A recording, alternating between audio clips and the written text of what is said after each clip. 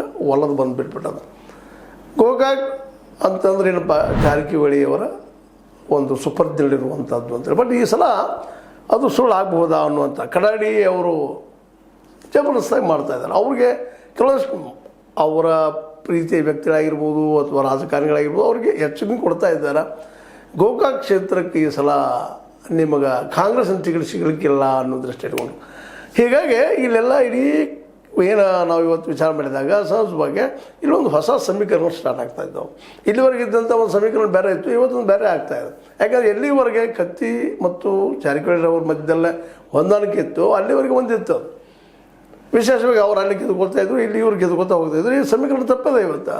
ಅಲ್ಲಿ ಯಾವುದೋ ಪರಿಸ್ಥಿತಿ ಒಳಗೆ ಯಮಗನ್ಮರಡಿಯಿಂದ ಸತೀಶ್ ಅವ್ರನ್ನ ಸೋಲಿಸಲೇಬೇಕು ಅನ್ನುವಂಥ ಒಂದು ದೊಡ್ಡ ಪಡೆ ತಯಾರಾದಂಗೆ ಆಗ್ಯದ. ಅಲ್ಲೇ ಅದರಲ್ಲೂ ಅಷ್ಟಗಿ ಅವ್ರನ್ನ ಮತ್ತು ನಮ್ಮ ಇನ್ನೊಬ್ಬರು ನಿಮ್ಗೆ ಗೊತ್ತದ ಬಸವರಾಜ ಉಂದ್ರಿ ಅವ್ರನ್ನ, ಇಬ್ಬರಲ್ಲಿ ಒಬ್ಬರು ಅಂತಂದ್ರೆ ವಿಶೇಷವಾಗಿ ಅಷ್ಟಗಿ ಅವ್ರ ಮೇಲೆ ಒತ್ತಡದ, ಅದು ಅವ್ರಿಗೆ ಒತ್ತಾಯ ಮಾಡ್ತಾಯಿದ್ದಾರೆ. ಅವ್ರು ನಿಲ್ಲುವಂಥ ವ್ಯವಸ್ಥೆ ಮಾಡಿ ಹುಕ್ಕೇರಿ ಮತ್ತು ಈ ಯಮಗನ್ಮರಡಿ ಸೇಫ್ ಸೈಡ್ ಮಾಡ್ಕೋಬೇಕು ಅನ್ನೋದು ಕತ್ತಿಯವರ ಒಂದು ಪ್ರಬಲ ಆಕಾಂಕ್ಷೆ.